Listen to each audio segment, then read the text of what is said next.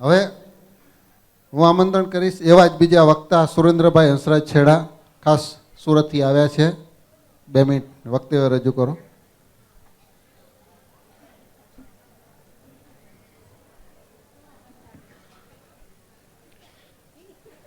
વહાલા વતનવાસીઓ, આપ સર્વને મારા વંદન, અભિનંદન.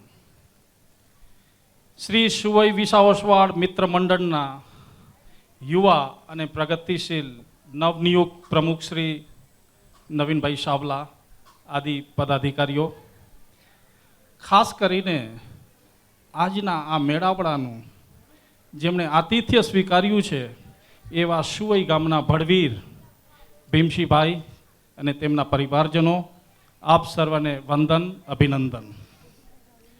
સુવઈ વિશે ખૂબ સારી વાતો અગાઉના વક્તાઓ કરી ચૂક્યા છે.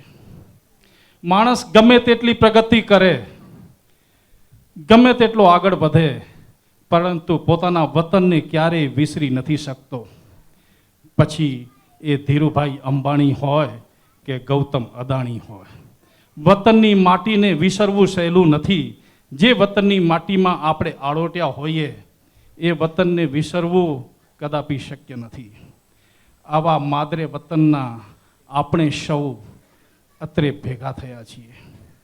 ખરેખર ખૂબ લાંબા સમય પછી સુવઈનું આ સ્નેહ મિલન થવા જઈ રહ્યું છે. હું વિચારતો હતો કે અન્ય ગામોના સ્નેહ મિલન વારંવાર થતા હોય, પરંતુ આટલું સમૃદ્ધ, સુસંસ્કારી અને સજ્જનતાની સુવાસ ફેલાવતા સુવઈ ગામના સ્નેહ મિલન કેમ નથી થતા? કદાચ એવું લાગતું હતું કે ગામમાં થોડા મતભેદો હશે. મેં ક્યારેય એવું અનુભવ્યું નથી. સુવઈ ગામમાં મતભેદો ચોક્કસ હશે, મનભેદ ક્યારેય ન હતા. અંતરભેદ ક્યારેય ન હતા, પરંતુ વિચાર ભેદ ચોક્કસ હશે. મારા વિચારો અલગ પડશે, તમારા વિચારો અલગ પડશે, પરંતુ એક વાત ચોક્કસ છે, ગામ પ્રત્યેની શ્રદ્ધા મારી પણ એ જ છે અને તમારી પણ એ જ છે. આપણા સૌની ગામ પ્રત્યેની શ્રદ્ધામાં ક્યારેય ઓટ આવ્યો નથી. હું ખરેખર આપણા યુવા પ્રમુખશ્રીને ધન્યવાદ આપું છું કે ખૂબ લાંબા સમય પછી આ સ્નેહ મિલનનું આયોજન કર્યું. અને આગળ મણિલાલભાઈ કહી ગયા તેમ આવા આયોજનો વારંવાર થાય. આવા આયોજનો દ્વારા જ ગામના વિકાસના દ્વાર ઉઘડે. ફક્ત ભાષણ આપવાથી નહીં, ફક્ત કહેવાથી નહીં, પરંતુ નક્કર આયોજન દ્વારા જ આપણે ગામની અને આપણા સૌની પ્રગતિ સાધી શકશું. ખરેખર સુવઈ ગામ ખૂબ જ સંપન્ન છે. કદાચ થોડા પરિવારો સાધારણ કક્ષાથી નીચે એ પોતાનું જીવન જીવતા હશે.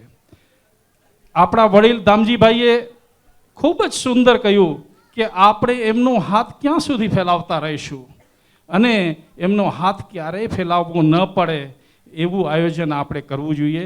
ખૂબ જ સુંદર વિચાર. અને એના જવાબમાં મણિલાલભાઈએ કહ્યું એ ભવિષ્યની વાત છે, પણ વર્તમાનમાં શું? ખૂબ જ સાચી વાત છે. આપણે આજના આ મેળાવડામાં જ એવું કંઈક નક્કર આયોજન કરીએ.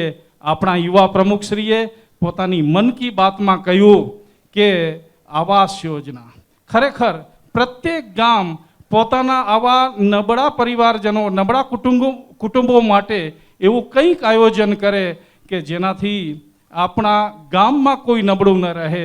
એ જ રીતે પ્રત્યેક ગામ આ વિચાર કરશે તો આપણા સમાજમાં કોઈ કુટુંબ નબળું નહીં રહે.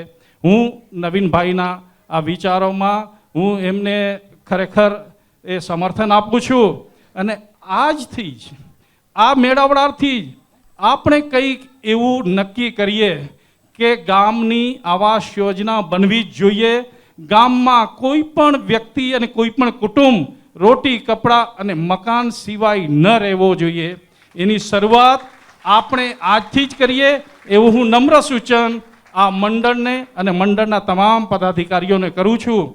અને હું મારા પરિવાર વતી અત્રેથી હું જાહેરાત કરું છું કે આવું ખૂબ જ સુંદર અને શ્રેષ્ઠ કાર્ય થતું હોય તો 51 લાખ રૂપિયા માતુશ્રી સોનાબેન હંસરાજ લખમસિંહ છેડા પરિવાર વતી સુવઈ ગામની આવાસ યોજનામાં હું જાહેર કરું છું અને આ યોજનાને આજના આ મેળાવડામાં જ આપણે આગળ વધારીએ અને ફરી એક વખત આવા મેળાવડાઓ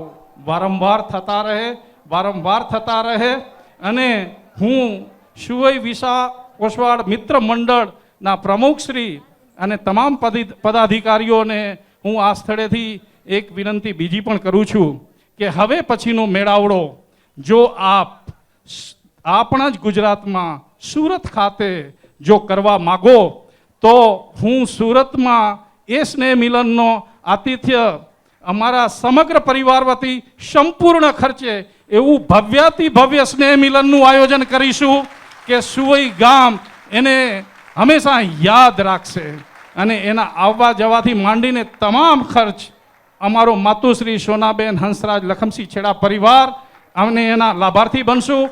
આવી તક અમને આ મંડળ પૂરી પાડે એવી હું લાગણી અને માગણી આજે મંડળના પ્રમુખ અને પદાધિકારીઓ સમક્ષ મૂકું છું.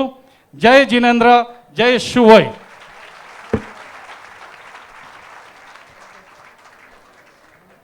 Thank you Surendrabhai. જે મને ધૂંધળું દેખાતું હતું સ્વપ્ન હવે સાચે જ સાકાર થશે.